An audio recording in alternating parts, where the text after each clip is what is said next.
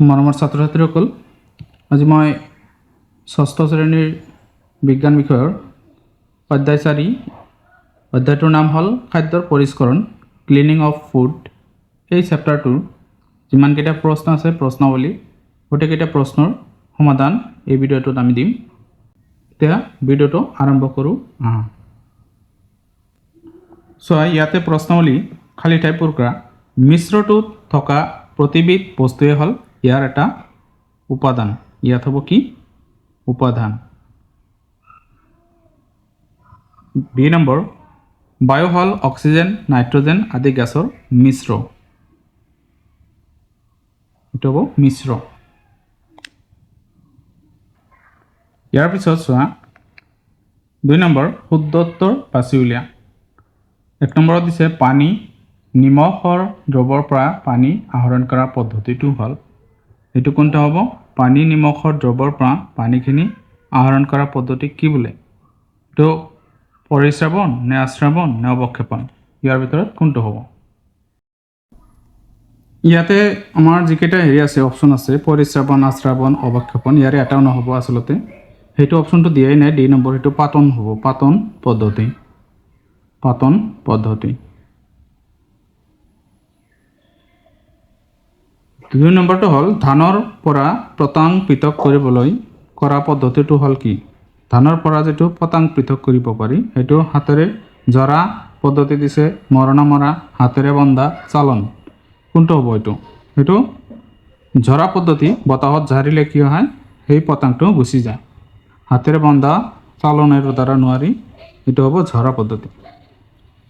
তাৰপিছত 3 নম্বৰ, গেহুৰ বাকলি আৰু আটা কিদৰে বা কি পদ্ধতিত পৃথক কৰিব পাৰি? এইটোৰ এনচাৰটো চোৱা যে গেহুৰ বাকলি আৰু আটা কি পদ্ধতিত পৃথক কৰিব পাৰি? চালনীৰে চালি গেহুৰ বাকলি আৰু আটা পৃথক কৰিব পাৰি। তাৰপিছত 4 নম্বৰ প্ৰশ্ন, মিশ্ৰৰ বিষয়ে চমুকৈ লিখা। মিশ্ৰটো হ'ব কি? 2 বা ততোধিক বস্তু মিহলালে এটা মিশ্ৰ পোৱা যায়। মিশ্ৰটোত থকা প্ৰতিটো বস্তুৱেই হ'ল একোটা উপাদান। তো এইটো হ'ল এনচাৰ। 5 নম্বৰ চোৱা, পৰিশ্ৰাৱণ সম্পৰ্কে চমুকৈ লিখা। ইয়াত পৰিশ্ৰাৱণ সম্পৰ্কে লিখা হৈছে, চোৱা এনচাৰটো হ'ব পৰিশ্ৰাৱণ হ'ল কোনো মিশ্ৰণৰ পৰা অদ্ৰৱণীয় কঠিন পদাৰ্থক তৰল পদাৰ্থৰ পৰা পৃথক কৰাৰ এটা পদ্ধতি। এই পদ্ধতিত পৰিশ্ৰাৱণ কাগজ ব্যৱহাৰ কৰা হয়। এতিয়া চোৱা নেক্সট প্ৰশ্নটো হ'ল 6 নম্বৰ, যি পদ্ধতিৰে গেছীয় পদাৰ্থক জুলীয়া অৱস্থালৈ পৰিৱৰ্তন কৰা হয় তাক কি বোলে? তাক ঘনীভৱন পদ্ধতি বোলে। এতিয়া 6 নম্বৰ গ'ল। 7 নম্বৰ প্ৰশ্ন চোৱা, ঘৰত শাক পাচলিৰ খেতি কৰোঁতে মাটিত থকা শিলৰ টুকুৰাবোৰ কেনেদৰে আঁতৰ কৰিবা? ইয়াৰ এনচাৰটো হ'ব শিলৰ টুকুৰাবোৰ হাতেৰে বাছি পৃথক বা আঁতৰ কৰা হয়। এতিয়া নেক্সট প্ৰশ্নটো হ'ল চোৱা 8 নম্বৰ, সাগৰৰ পানীৰ পৰা কিদৰে নিমখ আহৰণ কৰা হয়? চমুকৈ লিখা। ইয়াত এনচাৰটো হ'ব সাগৰৰ পানী কিছুমান বাম গাঁতত, বাম মানে ওখ গাঁত, ওখ ঠাই, গাঁতত জমা কৰা হয়। কঠীয়াৰ নিচিনাকৈ বনাই কি কৰে? জমা কৰে পানী, সাগৰৰ পানী। তাৰপাছত কি হয়? সূৰ্যৰ তাপত পানী ভাৱ হৈ গুচি যায়, অৰ্থাৎ ওপৰলৈ ভাৱ হৈ গুচি যায়। ফলত গাঁতবোৰত নিমখ ৰৈ যায়। নিমখখিনি কি হয়? গাঁতত ৰৈ যায়। পাছত সেই নিমখ পৰিশোধন কৰা হয়, মানে ৰিফাইনিং কৰা হয়, অৰ্থাৎ সেইবোৰ আমাৰ কল কাৰখানাত লৈ কি সেইবোৰ পৰিশোধন কৰে, খোৱাৰ উপযোগী কৰে। এতিয়া 9 নম্বৰ প্ৰশ্নটো চোৱা। 9 নম্বৰত কি কৈছে? ময়দা লৰগৰিৰ মিশ্ৰণৰ পৰা লৰগৰি কিদৰে পৃথক কৰিবা? ময়দা লৰগৰি মিশ্ৰণ বগা কাগজ এখিলাৰ ওপৰত ৰাখি তাৰ ওপৰত চুম্বক এডাল কিছু সময় লৰাই থাকিলে লৰগুৰি চুম্বক ডালত লাগি ধৰিব। পাছত ময়দাখিনি আন কাগজৰ এখিলাত হ'লে পৃথক হৈ পৰিব। এইটো পৃথক হৈ পৰিব, এইটো এনচাৰ। এইখিনি তোমালোকে লিখিবা। এতিয়া নেক্সট প্ৰশ্ন চোৱা 10 নম্বৰ।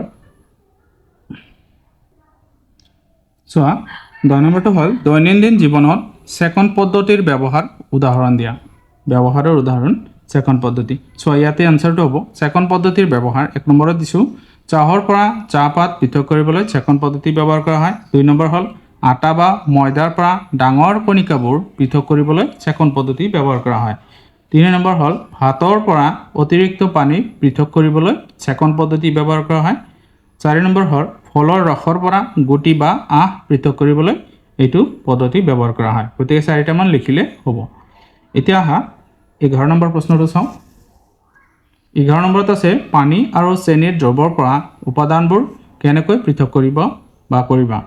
ইয়াৰ আনসাৰটো হ'ব বাষ্পীভৱন পদ্ধতিৰে। আৰু পদ্ধতিটো হ'ল চেনিৰ দ্ৰৱটো এটা পাত্ৰত লৈ গৰম কৰিলে পানী বাষ্পীভূত হৈ আঁতৰি যাব আৰু পাত্ৰত চেনি ৰৈ যাব।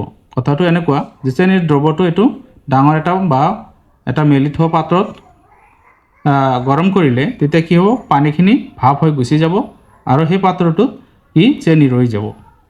এতিয়া নেক্সট প্ৰশ্নটো চোৱা। ইয়াতে আছে 12 নম্বৰত শস্যৰ লগত বিভিন্ন অলাগতিয়াল পদাৰ্থ মিহলি হৈ থাকিলে কিদৰে পৃথক কৰিবা। এইটোৰ এনসাৰ হ'ব যে শস্যৰ লগত মিহলি হৈ থকা বস্তুবোৰ আমি কি কৰিম হাতেৰে বাছি বা চালনীৰে চালি আৰু বতাহত উৰুৱাই আদি পদ্ধতিৰ দ্বাৰা পৃথক কৰিব পাৰি।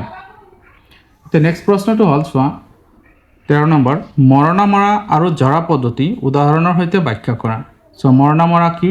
মৰণা মৰা পদ্ধতিটো হ'ল চোৱা শস্যৰ গুটি গছ বা খেৰৰ পৰা পৃথক কৰিবলৈ ব্যৱহাৰ কৰা পদ্ধতিক মৰণা মৰা বোলা হয়।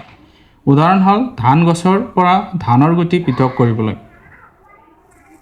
তাৰপিছত জৰা পদ্ধতিটো হ'ল বতাহৰ সহায়ত পাতল আৰু গধুৰ পদাৰ্থ পৃথক কৰা পদ্ধতিক জৰা বোলা হয়। উদাহৰণ হ'ল গেহুৰ পৰা ভুচি পৃথক কৰা।